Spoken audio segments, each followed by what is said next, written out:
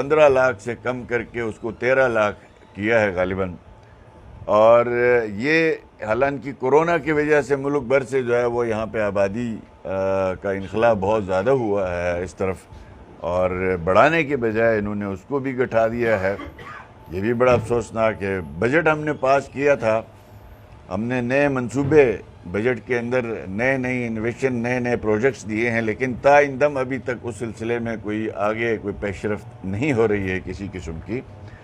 اور پھر یونیورسٹی کے بچوں کی صورتحال آپ کے سامنے ہے کہ جو فیس ری انویسٹمنٹ اسکیم تھی وہ ختم کر دی گئی, لیپ ٹاپ اسکیم جو ہے وہ ختم کر دی گئی, بچوں کی فیسیں جو ہے وہ بڑھا کے آسمان پہ پہنچائی گئی فیسیں یونیورسٹی کے اندر. اور ایک وومن یونیورسٹی کی ہماری اسکیم تھی, لاسٹ ہم اس کے ایڈمنسٹریٹو اپروول بھی لے بیٹھے ہیں, اب اس کو بھی جو ہے وہ ختم کرنا چاہ رہے ہیں. تو میں حیران ہوں کہ بڑے دھڑلے سے یہاں سے ہمارے اخبارات میں روز ان کے بیانات چھپتے ہیں, ہم تو یہ کرنے والے ہیں, ہم یہ کرنے والے ہیں. بھئی جو کچھ ہوا تھا وہ آپ کاٹ چکے ہیں. اب گلگت بلتستان کے ساتھ مزید کیا آپ ظلم کریں گے؟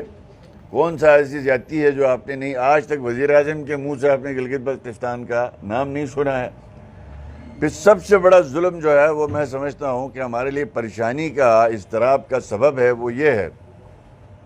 دیکھیں کہ 24 تاریخ تک گلگت بلتستان میں مسلم لیگ نون کی بنائی ہوئی کرونا پالیسی گلگت بلتستان میں نافذ تھی, جس کے تحت میکسیمم ٹیسٹنگ, ایگریسو ٹیسٹنگ اور کوارنٹائن سینٹرز کا قیام اور تمام علاج معالجہ جو ہے وہ فری, اور ٹیسٹنگ کیپیسٹی کو بڑھانا, یہ سارے ہمارے جو ہے وہ انیشیٹیوز تھے الحمدللہ, جس کے لیے آپ نے دیکھا کہ گلگت بلتستان کو یونائٹڈ نیشن کے ادارہ WHO نے جو ہے وہ ایک اسٹڈی کیس کے طور پہ بھی لیا. ہم نے ہر اس کا اصول جو ہے WHO کو فالو کیا. 24 تاریخ کو 260 کے قریب ہم نے ٹیسٹ کیے تھے, جس دن ہم نے لاسٹ دن چھوڑا تھا. اور اس کے علاوہ 3 مشینیں پرچیز کی گئی تھی جو پہنچ چکی تھی, 2 آ گئی تھی, ایک آنے والی تھی, ایک یہاں CMH میں, ایک جو ہے وہ سکردو DHO میں, اور ایک استور میں, اور ایک آگے ہم نے پرچیز کے لیے ہنزا نگر کے لیے, اور پھر ایک ADP میں رکھا تھا ہم نے گزر کے لیے کہ PCR مشینیں. تو اگر یہ مشینیں آج 2 مہینے لگ بھگ ہونے کو آ گئے ہیں, 1.5 مہینہ آ گیا ہے گورنمنٹ چھوڑ کے, تو اگر وہ انسٹال ہو جاتی تو ہماری کیپیسٹی 600 سے 700 ٹیسٹنگ کی ہوتی. 24 تاریخ تک ہر 2 دن پہلے بھی ہم پہ دباؤ ہوتا تھا, انڈائریکٹلی بیوروکریسی پہ ہوتا تھا, اور ہم اس کی بات کو مانتے نہیں تھے, اس لیے کہ ہم عوام کے نمائندہ حکومت تھے کہ بھئی یہ جو پالیسی ہے یہ ہماری چلے گی. NCOC میں میری روز وزیر اعظم صاحب سے جو ہے وہ اختلاف رائے ہوتا تھا. ہم کہتے تھے کہ بھئی ٹیسٹ چھپانا جرم ہے, ٹیسٹ کم کرنا قومی جرم ہے, مریضوں کا آنا خطرناک بات نہیں ہے. اگر کوئی پوزیٹو مریض آتا ہے تو وہ خطرناک بات نہیں ہے. خطرناک بات یہ ہے کہ وہ آئیڈینٹیفائی نہیں ہونا, اس کا سڑک میں پھرنا, اس کا اپنے گھر پہ رہنا, یہ خطرناک بات ہے. اس لیے آپ یہ نمبر شمبر سے نہ گھبرائیں, بے شک لوگ زیادہ بڑھیں. اب انہوں نے کیا سمپل طریقہ کار اپنایا, 24 تاریخ کے بعد اگلے دن ہی یہاں پہ پالیسی شفٹ آ گیا, اور وہ نئے پاکستان کے منحوس اثرات جو ہے وہ گلگت بلتستان کے اوپر حاوی کر دیے گئے. اس کا سب سے پہلا جو اٹیک ہوا وہ آپ کا کورونا پہ, کورونا پالیسی پہ ہوا. 24-25 ٹیسٹ ہونے لگے, چھپائے گئے. لوگوں نے بڑے بڑے, میرا ایڈوکیٹ جنرل در بدر پھر رہا تھا کہ میرا ٹیسٹ نہیں ہو رہا ہے, صوبے کے ایڈوکیٹ جنرل. اور جائے کہ ایک عام آدمی کے ساتھ کیا سلوک ہو. ڈپٹی کمشنر کو کہا گیا کہ آپ فیصلہ کریں گے کہ کس کا ٹیسٹ ہوگا کس کا نہیں ہوگا. ہیلتھ پروفیشنل جو ہے وہ 2 دن بعد میرے پاس آئے, پورے جو ہے وہ ٹیمیں بنا کے, جی ہمارے ساتھ یہ ہو رہا تھا. اس میں تمام جو کوارنٹائن سینٹرز تھے وہ ختم کر دیے گئے. کہا گیا کہ یہ تو سویڈن نے بھی نہیں کیا, یہ امریکہ نے نہیں کیا, اتنا مہنگا علاج جو ہے وہ ہم افورڈ نہیں کر سکتے عام آدمی کا. دیکھیں, ایک عام نمائندہ حکومت اور ایک غیر نمائندہ حکومت میں یہی فرق ہوتا ہے. ہم نے کبھی پیسوں کی طرف نہیں دیکھا جب عوام کی صحت علاج معالجے کی بات آئی. ایک مریض کے اوپر ٹیسٹنگ پہ 12 سے 15 ہزار روپے کا خرچہ تھا. ہم نے کہا کوئی بات نہیں ہے, اس کے جو ہے وہ کوارنٹائن پہ، اس کے فوڈ پہ، اس کے جو ہے وہ باقی چیزوں پہ وہ ایوریج میں لایا جائے تو 20-25 ہزار روپے کا خرچہ آتا تھا. تو کوئی بات نہیں. اور الحمدللہ ہم نے آخری دن تک لڑائی جاری رکھی اور اپنے جو اخراجات کورونا میں ہوئے تھے، میں نے پہلے بھی آپ کو عرض کیا ہے کہ 100% وہ اخراجات ہم نے گورنمنٹ سے، فیڈرل گورنمنٹ سے لڑ کے لیے. 1 بلین روپیہ آخری دنوں میں بھی لڑ کے لے کے 60-70 کروڑ کی لائبلٹیز پے کر کے اگلے سال کے لیے 50 کروڑ روپیہ مسلم لیگ نے ان کی حکومت دے آئی ہے. تو اب معاملہ یہ اس طرح سنجیدہ ہے یہ کرونا والا، اس میں ابھی ٹیسٹنگ جو ہے وہ بہت کم ہو رہی ہے.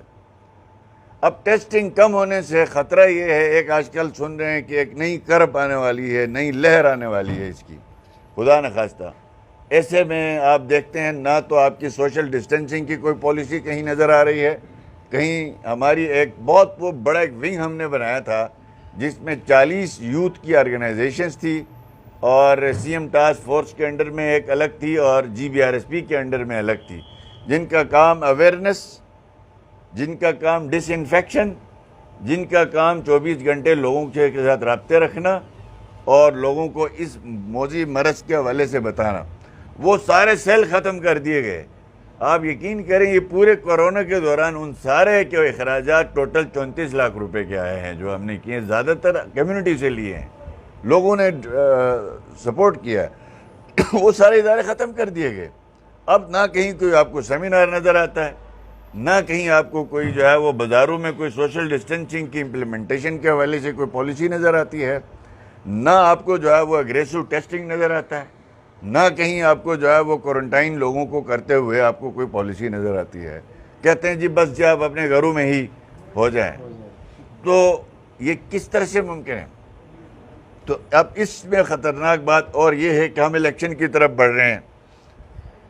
کل ہم نے چیف الیکشن کمشنر سے میٹنگ کی، جا کے ان سے پہلا سوال ہم نے یہ کیا کہ آپ الیکشن کب کرا رہے ہیں؟ انہوں نے کہا بس اکتوبر میں کرا رہے ہیں. تو ہم نے کہا جی آپ نے ابھی تک کوئی ہیلتھ ایڈوائزری جاری نہیں کی ہے، کسی قسم کی ہیلتھ ایڈوائزری آپ نے جاری نہیں کی ہے کہ بھئی بعض پارٹیاں جلسے کر رہے ہیں. ہماری جماعت نے سیلف پہ پابندی لگائی ہوئی ہے، خود ہی ہم نے جناب ہم کوئی یہ کام نہیں کریں گے چونکہ ہم نے کاروبار بند کیا، ہم نے ہوٹل بند کیا، ہم نے اسکول بند کیے تھے ایز اے حکومت. تو آج اگر ہم یہ ساری چیزیں توڑ دیتے ہیں تو پھر کیا ہم پہ جو ہے اس کے جو ہے وہ لوگ کہیں گے. اس لیے تو ان کی طرف سے کوئی ہیلتھ ایڈوائزری نہیں ہے ابھی تک. تو ہم نے کل ان سے گزارش کی کہ آپ ہیلتھ پروفیشنل کا ایک بورڈ بنائیں اور اس بورڈ کے ذمہ لگائیں کہ بھئی آپ کس قسم کی جو ہے وہ ایڈوائزریز ہونی چاہیے اور اس کے اوپر امپلیمنٹ کون کروائے.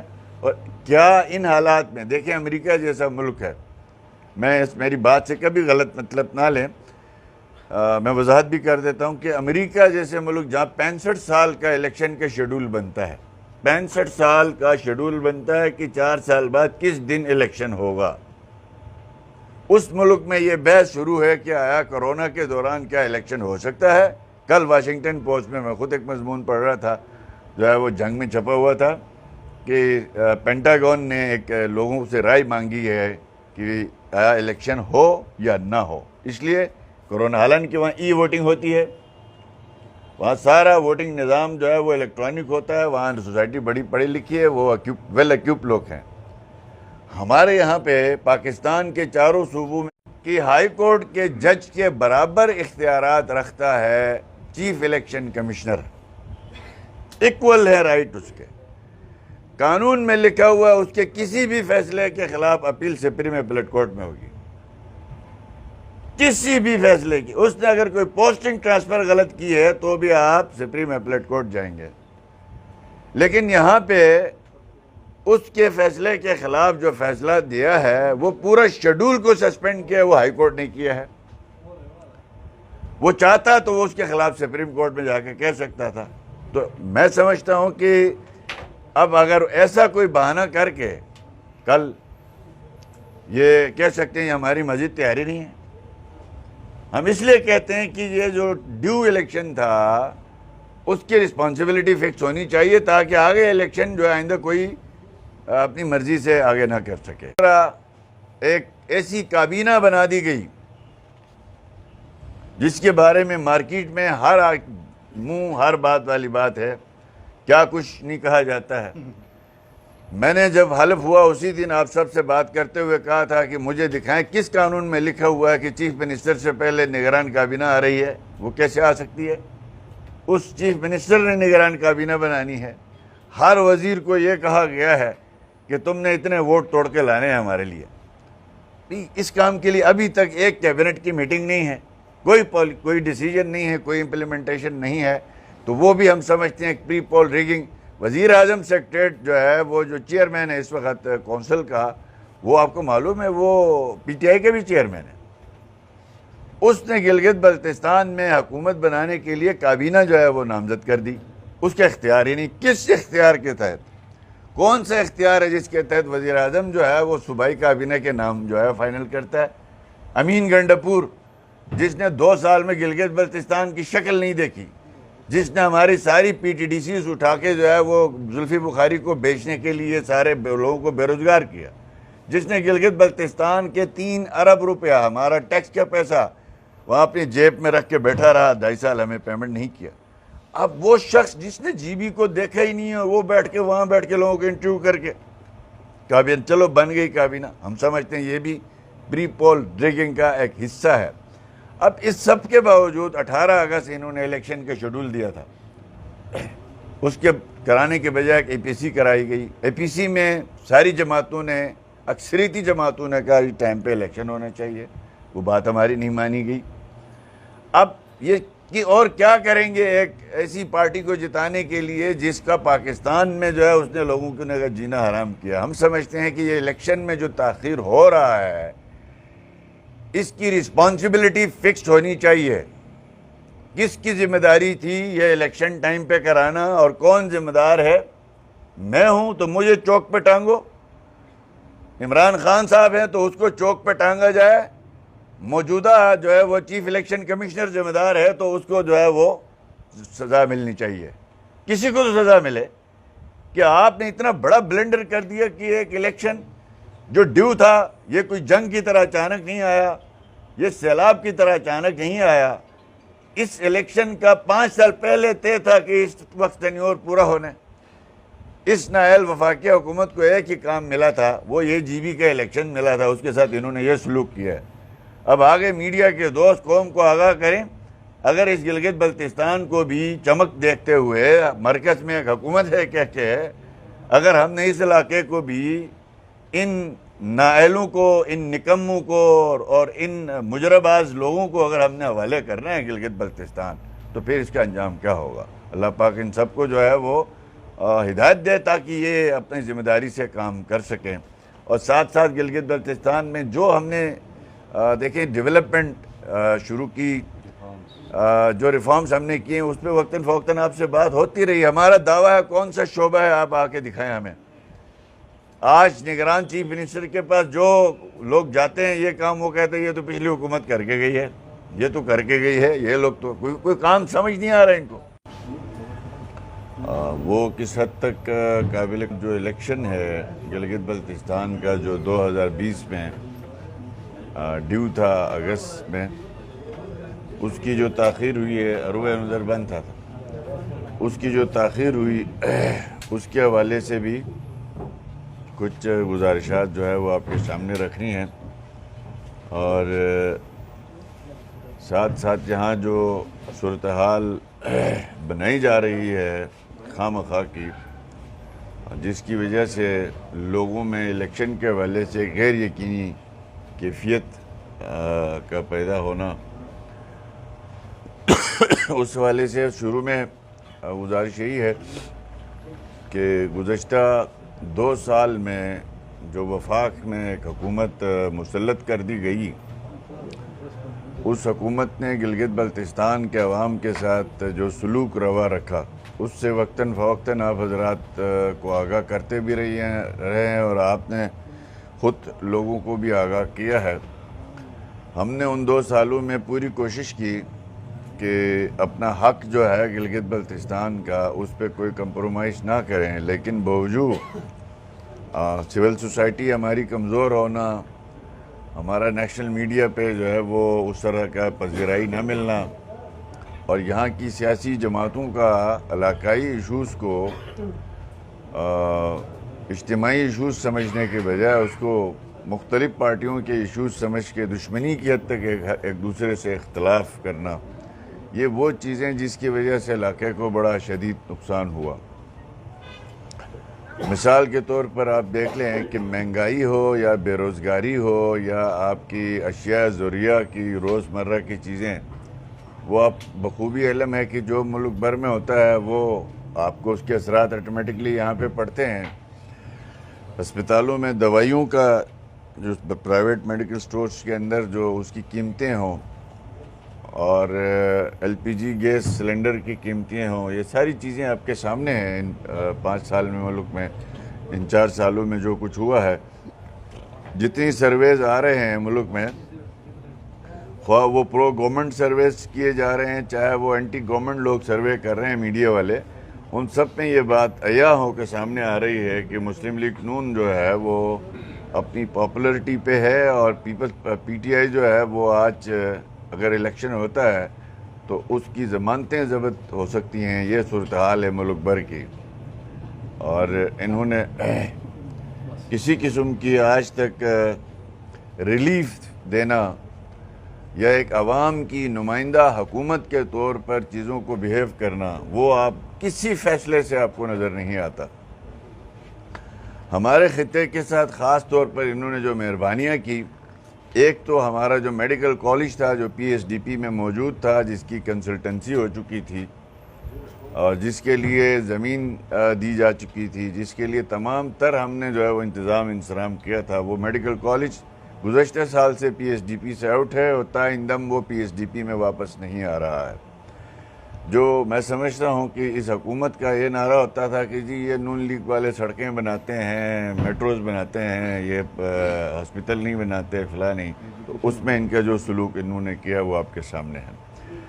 دوسرا، ایک بہت بڑا عظیم منصوبہ ہمارا، جس کے لیے ایک دفعہ انہوں نے پہلے اس کو پی ایس ڈی پی سے نکالا، ہم نے پھر بڑی مشکل سے بڑی لڑ جھگڑ کے اس منصوبے کو federal P S D P کا حصہ بنوا کے اس کو ایکنک سے بھی منظوری حاصل کی تھی، وہ تھا گلگت چترال چکدرا سوات روڈ جو ہے، وہ 16 ارب روپے کا منصوبہ، جو ابھی پچھلے دنوں پی ایس ڈی پی جو بنی ہے اس میں سے انہوں نے اس کو اڑا دیا ہے، ختم کیا ہے۔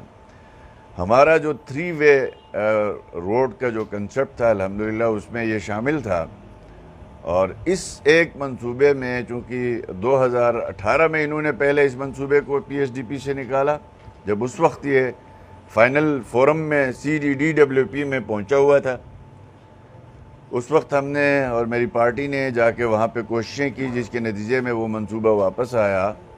وہ کیچ کا الٹرنیٹ روڈ تھا، یہاں سے خدا نخواستہ اسلام آباد بشام تک کیچ بند ہوتا ہے، ہم متبادل ذریعے کے طور پر یوز کر سکتے تھے، اور وہ منصوبہ ابھی اس سال پی ایس ڈی پی میں پھر نکال دیا گیا۔ گزشتہ آج سے 6 مہینے پہلے میں خود ایکنک کی میٹنگ میں گیا تھا، اور C D D W P اس کی ہو چکی تھی، اور اس منصوبے کی فائنل کیبنٹ سے بھی اپروول ہو چکی تھی۔ اب انہوں نے اس کے 2 حصے کر دیے ہیں، گلگت شندور چترال کو ایک پورشن ہے، چترال سے لے کے چکدرا سوات اس کا منصوبہ 2 کہلاتا ہے، اس کو برقرار رکھا ہے، اس کو کاٹا ہے۔ اب آپ دیکھ لیں، وہ یہاں الیکشن لڑنے کے لیے بھی پر تول رہے ہیں، یہاں پہ ہر روز جو ہے ان کے دعوے آپ سنتے ہیں ہر روز، اور کل میں سن رہا ہوں کہ پریزیڈنٹ صاحب تشریف لا رہے ہیں 5 دن کے لیے، وہ ایز پر یوزول جو ہے ان کا 5 دن کا جو ہے پروگرام ہوتا ہے وہ ہے۔ پھر اس کے علاوہ اب ابتدا میں تو یہی تھی صورتحال کہ آج جیسے کہ یہ حکومت 5 اگست کو یوم استحصال کے طور پہ آج سنا ہے وہ منا رہی ہے ملک بھر میں، اور میں سمجھتا ہوں کہ ہم پورے پاکستان کے عوام کو، اس حکومت نے جو پاکستان کے عوام کے ساتھ استحصال کیا ہے، ہمیں اس کے خلاف یوم استحصال منانا چاہیے۔ اور آپ دیکھ لیں کہ جو 70 سال میں کسی ہندوستانی حکومت کو یہ توفیق نہیں ہوئی کہ وہ مقبوضہ کشمیر کی جو مخصوص سٹیٹس ہے اس کو ختم کر سکے، باقی سب کچھ ظلم و جبربریت انہوں نے کی لیکن یہ نہیں کر سکے۔ لیکن ان کے دور میں آ کے سقوط کشمیر بھی ہوا. اب اس کے بعد کچھ عرصہ تو انہوں نے ایک ٹانگ پہ کھڑا ہو کے احتجاج کرنے کے لیے جو کہا گیا، اس کے بعد ایک ہفتے کے بعد وہ بھی ختم ہو گیا. اب کل انہوں نے ایک نیا نقشہ جاری کر کے، نقشے میں وہ کشمیر کو پاکستان کا حصہ ڈکلیئر کر کے کہتے ہیں کہ ہم نے بڑی سفارتی، بلکہ صدر پاکستان کا ایک بیان بھی چل رہا تھا جس میں وہ کہہ رہا تھا مسئلہ حل ہے، ہم نے جو نقشہ جاری کیا اقوام متحدہ اس کو ایکسیپٹ کر لے. کتنا بڑا مذاق ہو رہا ہے اس ملک کے ساتھ. آج کشمیری آج ادھر ان سے پوچھیں کہ ہم نے یہ نقشہ بنایا ہے تو وہ ان کے منہ پہ ماریں گے. اصولاً تو اس کو یوم سیاہ کے طور پہ منانا چاہیے تھا، اتنی ہمت یہ کرتے.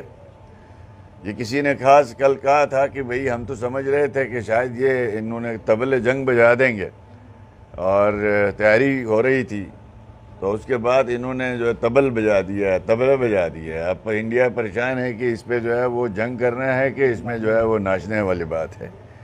تو وہ معاملات بھی آپ کے سامنے ہیں جو ملک کی سلامتی کے ساتھ انہوں نے جو کچھ کھیلا ہے. اور گلگت بلتستان کے متعلق کبھی یہ کہتے ہیں نقشے میں یہ کنفرم گلگت بلتستان پاکستان کا حصہ ہے، کبھی کہتے ہیں نہیں نہیں نہیں اس کو تو ہم نے ویسے ہی رکھا ہوا ہے.